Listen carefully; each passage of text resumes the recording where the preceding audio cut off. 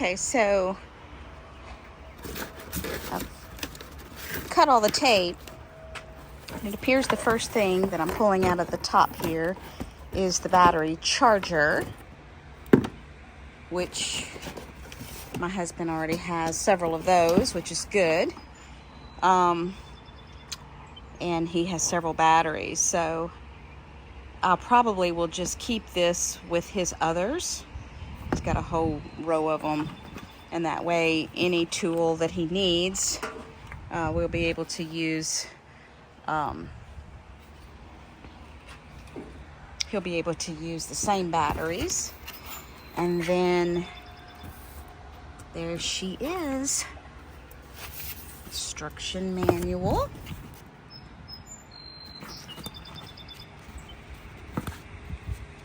I hate reading instruction manuals. Am I alone in that, or do y'all feel the same way? It seems like such a waste of time.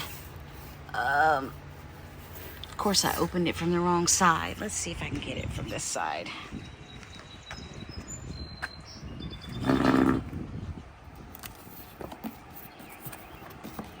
You know, I wish God had given us one more arm and hand. Wouldn't that have been nice?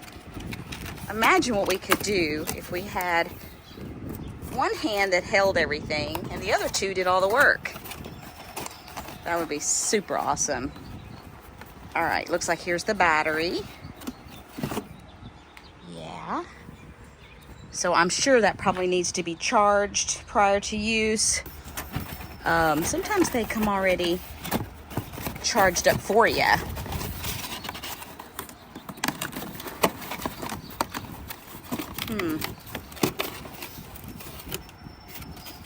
Okay. Obviously, I need my second hand. Okay. So, it's a little heavy. Not gonna lie to you. However, I was lifting it with one hand, so. And it was my left hand. Nothing else in the box. So basically, it just came with the chainsaw, the charger, and one battery, and the instruction manual. And it's got this chain guard here. Now, I also went ahead and ordered, which is probably in the mailbox, some chain oil, because this kit, they call it basically a kit or a package, or I can't remember exactly how Amazon has it listed, but it does not come with chain oil, which you must have. You must have the chain oil. Don't even try to operate it without the chain oil.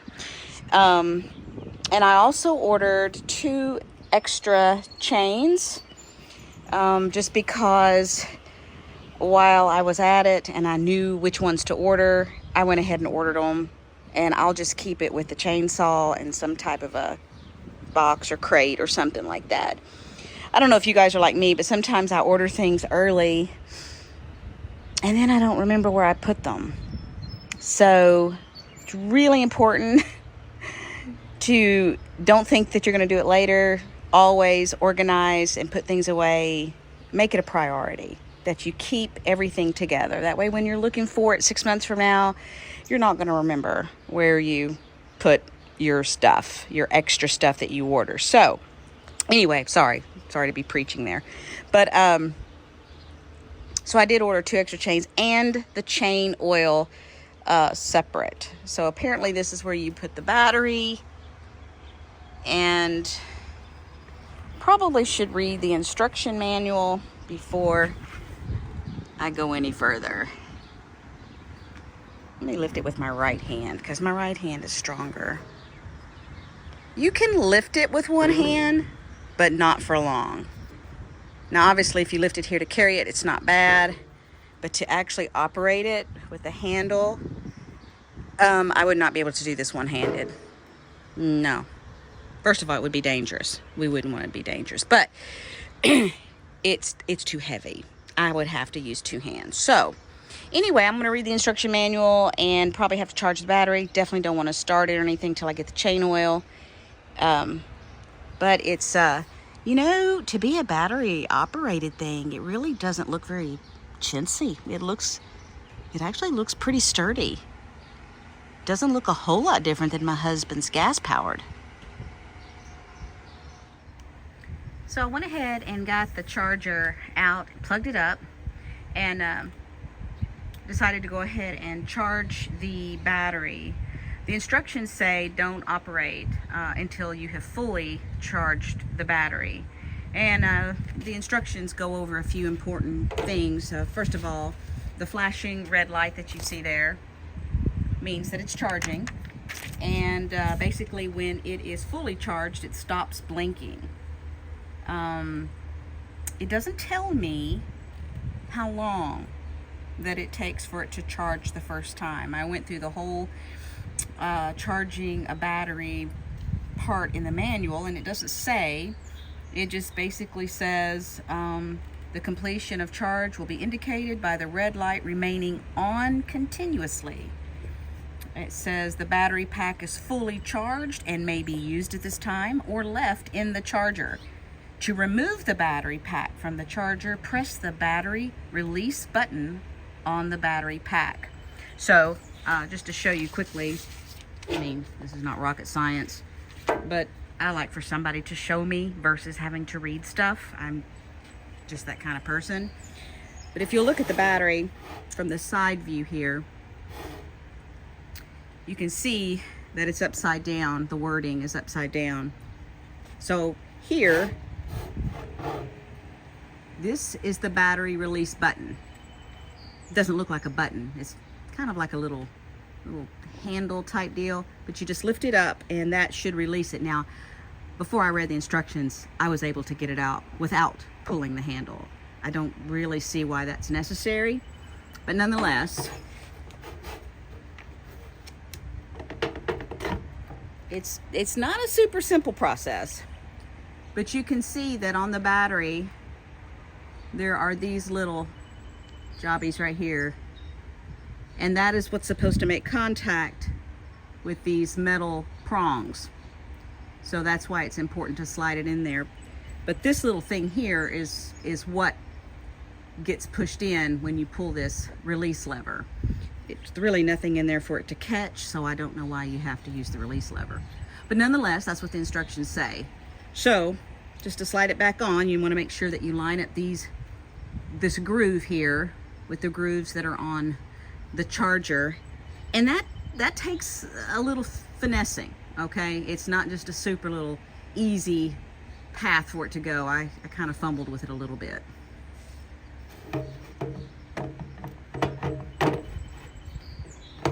And then you have to really give it a push in there so that you can see that red light flashing. So we'll leave it until that stays solid. And I have no idea how long that'll be. So I guess it just assumes, I mean, it just depends on how dead the battery was, maybe. I'm not really sure. And one of the things that the instructions say is that this unit will get warm, the battery will get warm while it's charging. That's normal. So just to go over some of the parts and things that you might have to do with it, this whole area here is what you would remove in order to replace the chain or to maybe tighten the chain. But the first thing you have to do is remove this cover. So they suggest wearing gloves because this is very sharp. You know, obviously the chain is very, very sharp because it cuts down trees. So you just begin to, this is the locked position. You just take your finger and you begin to turn it counterclockwise, and you can begin to see that this whole unit, this whole plastic thing becomes loose, and apparently there's a screw in here, and that comes off like that, and that exposes the bar and the chain. Now, my chainsaw came with the the bar and the chain were already on it, but obviously I need to know how to change that. So after we remove the cover, then we can loosen the chain so that we can take it off. So that's what this little dial does. Turn it counterclockwise and you can begin to watch. Look at the bottom of that chain right here. You can see it starting to loosen. See how it's dropping down? Now I want you to pay close attention because there is a right and wrong way to put this chain on. And it shows you in their manual, which might be easier to see than actually on the chain itself. But if you'll notice, that is the correct position to go on top. You can kind of see how they're showing it there. So if you'll notice the teeth on the chain,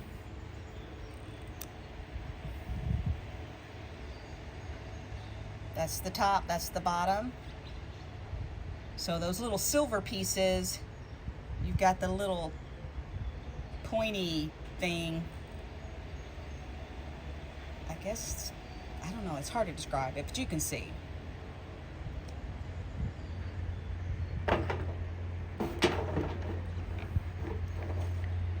So then make sure you have your gloves on, and you can just take this chain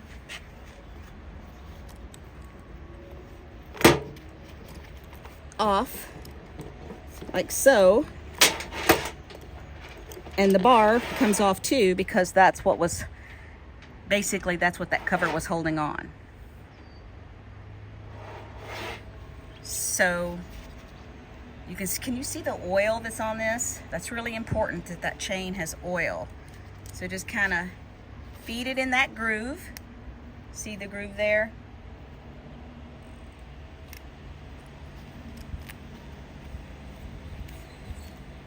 You know, I really want to be fully knowledgeable about this tool before I start working with it, because I have learned that I can really mess up stuff if I don't know what I'm doing. So now you can see that that chain is in that groove. And then you would just put that bolt through there and feed it back onto the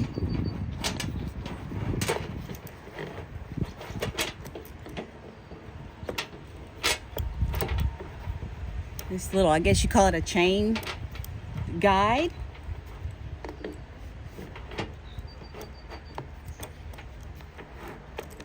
There we go.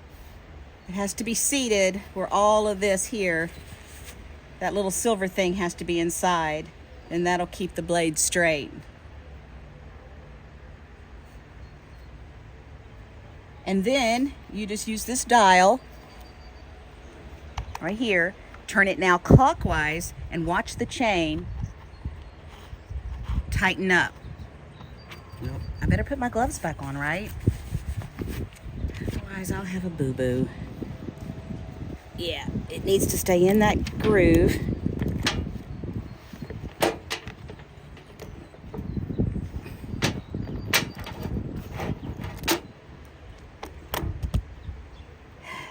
All right, so one more thing. You see this little circle? Okay, so I was fighting with it because there's a hole here, and that little peg has to go into that circle. That silver thing, that bolt, and that little deal there, they all have to line up and fit together, otherwise you're going to fight it, just like I did. So it might be good to kind of angle it like this so you can see what you're doing. Make sure that chain is in that groove.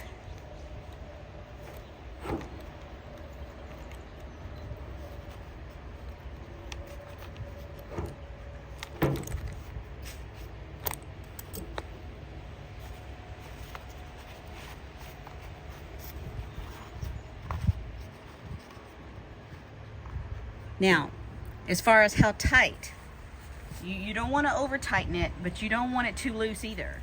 So what the instructions say is how you know that it's got the right tension or tightness is that if you pull this chain down 1/8 of an inch, it should snap back and there should be no snags, should be no sag, and there's not any. You don't see that chain, but if I pull it 1/8 of an inch, it does snap back into place. And I'm not using a lot of force to do that. So it says if you over tighten it, you basically wear out your chain faster. So that seems to be about the right tension. So double checking to make sure that my chain is completely on the bar. And it does appear that it is. Everything here is looks to be in place. So I can put my cover back on. And this goes over that. And this is where that bolt goes through. So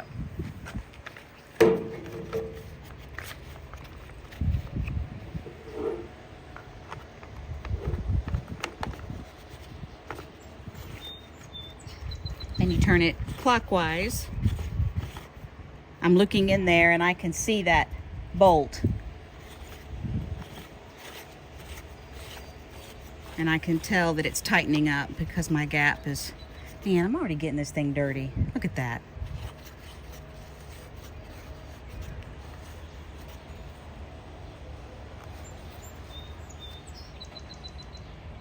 I would snug that up pretty good and then lock it back in place. So all that was unnecessary for me because it already came with the chain. But now I know, and I'll be more confident when I have to change it or retighten it. So apparently it can become looser as you work. So they say from time to time you need to recheck that tension on that chain. And remember, there should be no sagging right here. When I ordered this thing from Amazon, I read the reviews like I always do. And I'll tell you guys, you can learn more about something by reading the reviews sometimes than reading the description. Because a lot of people buy it, and thank God they're willing to leave good reviews to basically help us dummies learn what to and not to do. But one of the comments on this particular chainsaw was that it leaked chain oil when it was in storage. And I would assume most people store it in this manner right here, upright. Well, apparently this area here leaks. This is where the chain oil goes. You can see the little oil, little picture there. So what the people on the reviews said to do is to store it like this, and it won't leak. So that was pretty interesting. That is not part of the instruction manual, but that's what the people who left reviews said to do. And so therefore, I think that's probably a pretty good idea. But anyway, I don't have any chain oil, but this is where you would put it. And you basically just make 1/4 of a turn to unlock it. Yep, it's like that's locked. Lift that up, turn 1/4 of a turn to the left counterclockwise, and then you raise it up. It's got a little, be careful, don't pull that off. That's a little thing that connects it so you don't lose it. And you fill that up. Now, in the front of the chainsaw, you'll see it's got this little indicator window. And I don't know if you can see it, but there's a line right above my finger there that says minimum, M-I-N. So obviously you want the oil level to be at least right there, up to probably, you know, I wouldn't overfill it because it will leak like a sieve. But anyway, that's your little indicator window. So you basically just put it down, you would fill it up, and then you would replace the cap.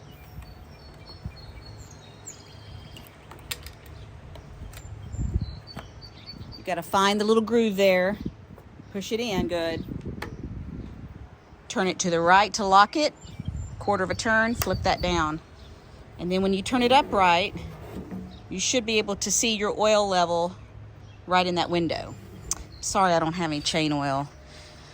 Post office hasn't brought it yet. So, but anyway, I just wanted to go over that. And then I don't have the battery in yet. It's still over here charging. You see the red light still flashing.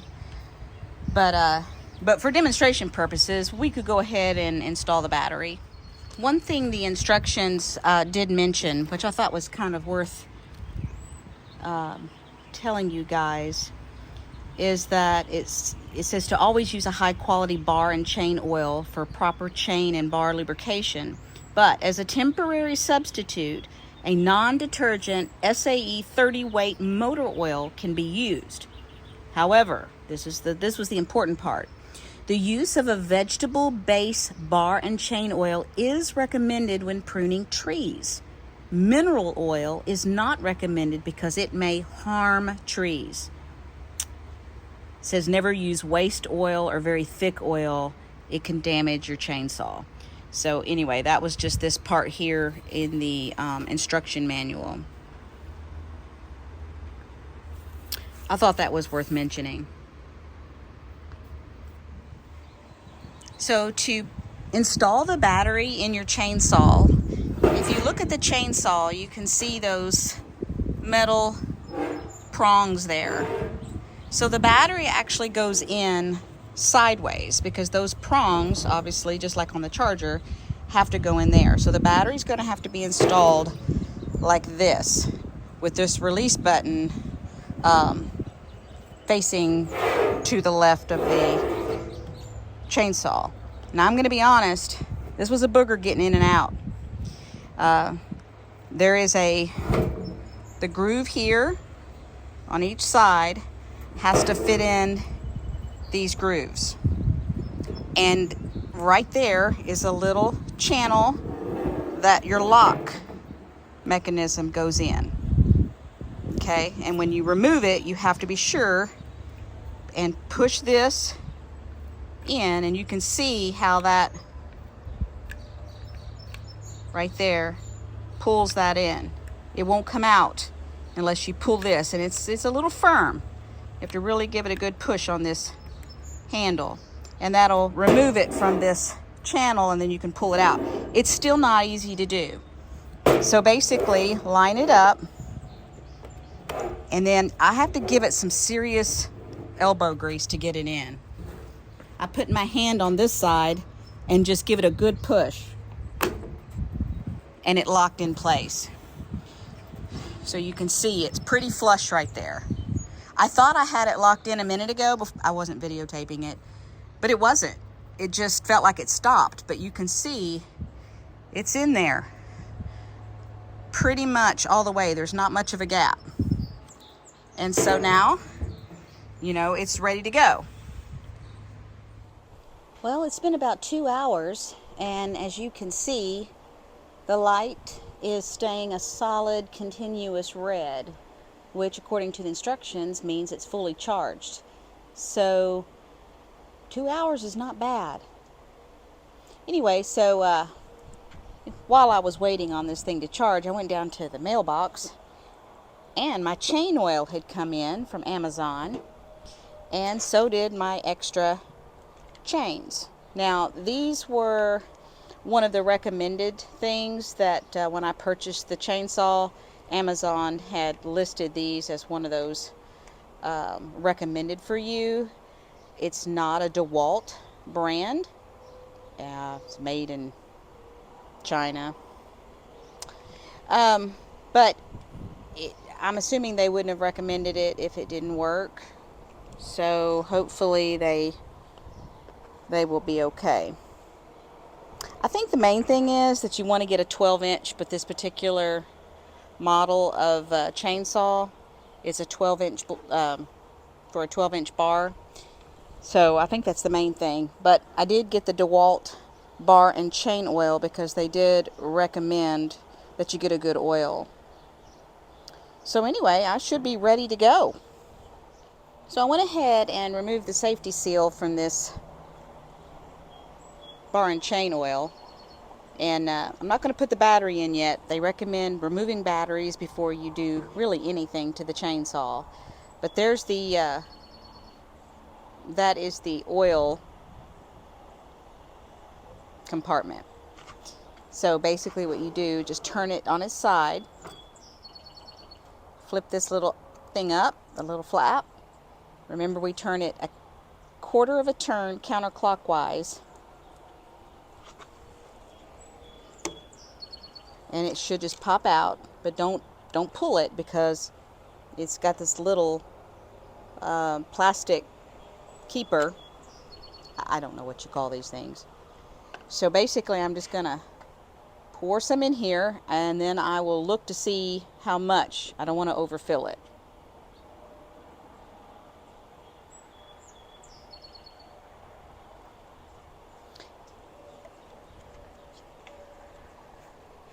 I'm putting the lid back on because I'm a klutz and I'm liable to knock the whole thing down. And to put this back in, we try to seat it. There you go. And then you turn it quarter of a turn clockwise.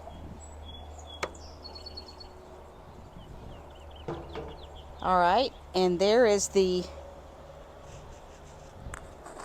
little viewfinder, and as you can see, I'm just on the minimum, so I can go a lot more. Thing is, I didn't really know, so I wanted to test it first.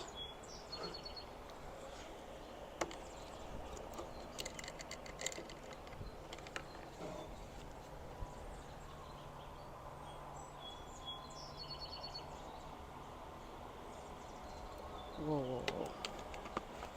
So I slightly overfilled it. Just a little tip. You got it on its side, and you see this, you see the oil starting to come up, and that's too full. So anyway, I had to pour a little bit of it out and clean it up a little bit.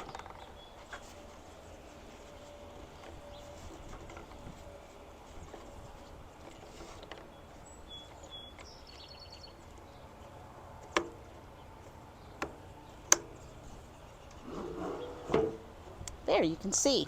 Be sure and hold it level. You know, I'm just holding it with my one hand level here. And there you can see where the line is. So that's probably a good place to start. It did recommend that as you're using it, from time to time you need to stop and see if that's dropping, that level's dropping. That way you know that it's actually lubricating the chain. So if you don't lubricate the chain, it will dull probably very rapidly. So what I'm going to do now is go ahead and install the battery.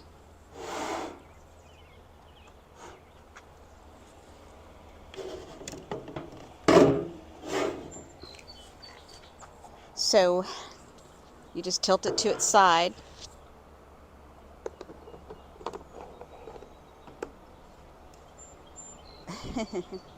Make sure you have it turned the right direction.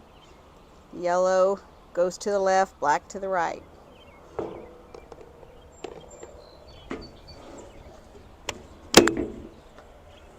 Alright.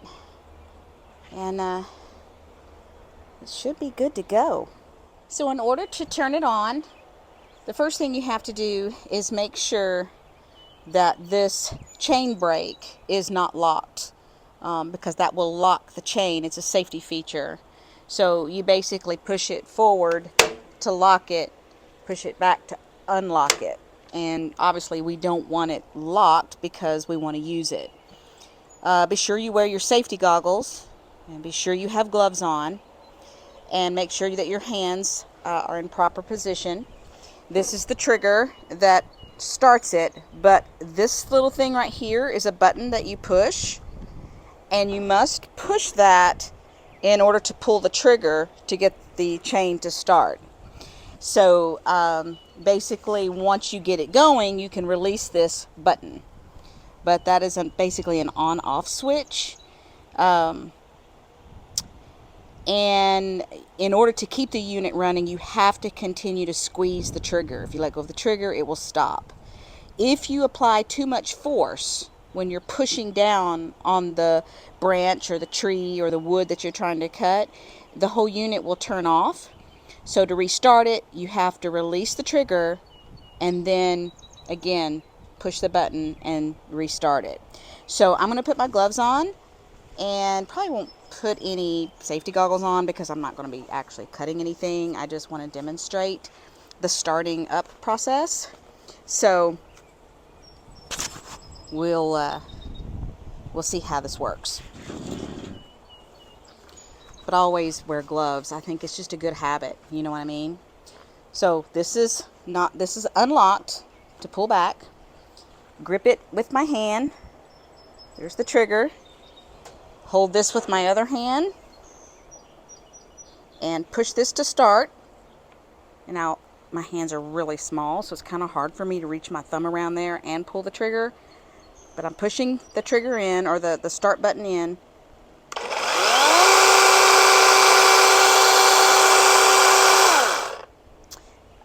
Far as noise level, you know, I really believe in protecting your hearing. So it's loud enough that I think it would be justified to have ear protection, especially if you're going to be using it for a long period of time. Just because, you know, I mean, as we get older, we want our hearing, right? And it's not too bad. I mean, but I would still probably use hearing protection just because you're going to be up so close to this as you're using it. That long-term use, I think it could probably affect your, probably not be good for your hearing.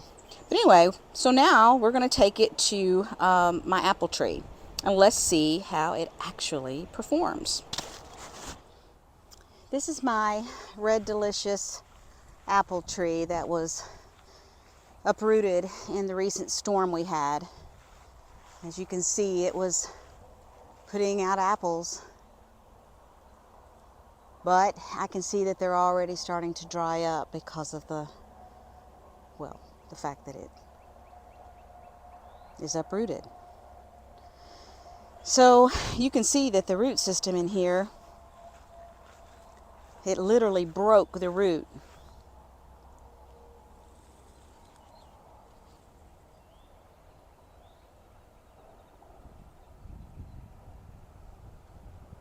And I hate it because this was my favorite apple tree. It was about the only apple tree that actually would produce apples to a decent size, and I would go around mowing around it and stop and actually pull apples off, take a little break, eat a snack, and then continue mowing. But anyway, that's neither here nor there. But I'd like to get in here and let's see how well this chainsaw actually works.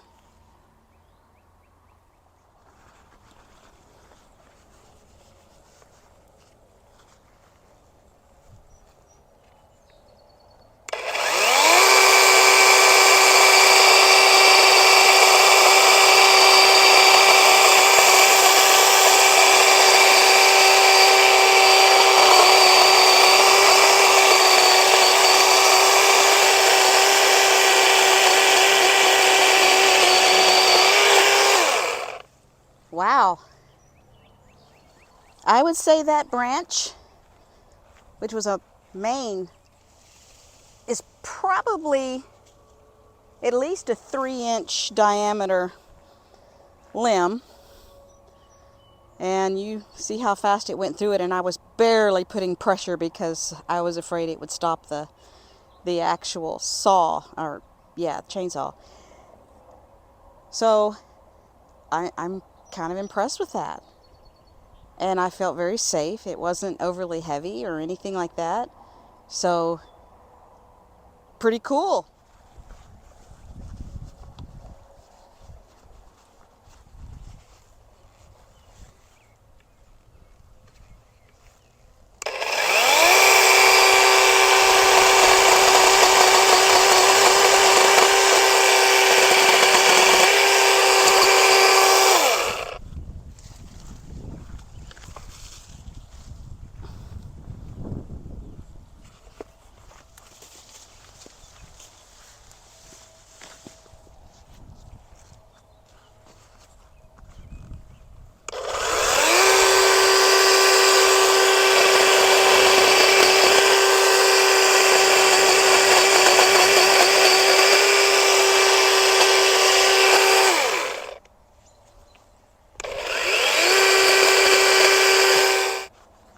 So I just wanted to stop and take a look to see if the oil level looks like it's any lower.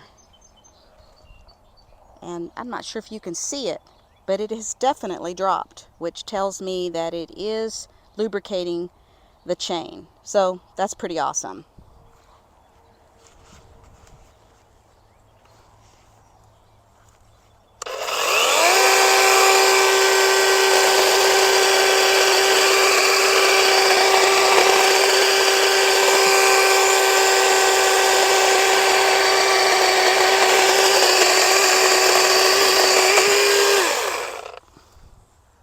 You know, I'm pretty impressed with it. It's going to take me a while, but I don't think my husband's gas-powered chainsaw could really go through it much faster than what I'm going through it. So, anyway, you guys can see, I think it'll do the job. And you know what? I'll probably last about as long as the battery. Actually, the battery will probably outlast me. Well, I was really impressed with it, but there was one observation that I did make. It really sucks the chain oil, which is a good thing because you want, you want it to be well lubricated. It'll keep it sharper longer. But you do have to keep a close eye on that. I mean, every 2 or 3 branches I would look, and it's not completely down to the minimum yet, but I didn't want to get carried away and forget. Granted, I did not fill it all the way up to the very tip top. If you remember, it was about a little more than 1/4 of an inch below the very top. But that is something that you need to keep a really close eye on. This blade also tend to, which this has nothing to do with the fact that it's a electric chainsaw, but I did find that it kind of got jammed. The limbs wanted to pinch it a little bit, but that would be with anything, the gas powered too, I'm sure.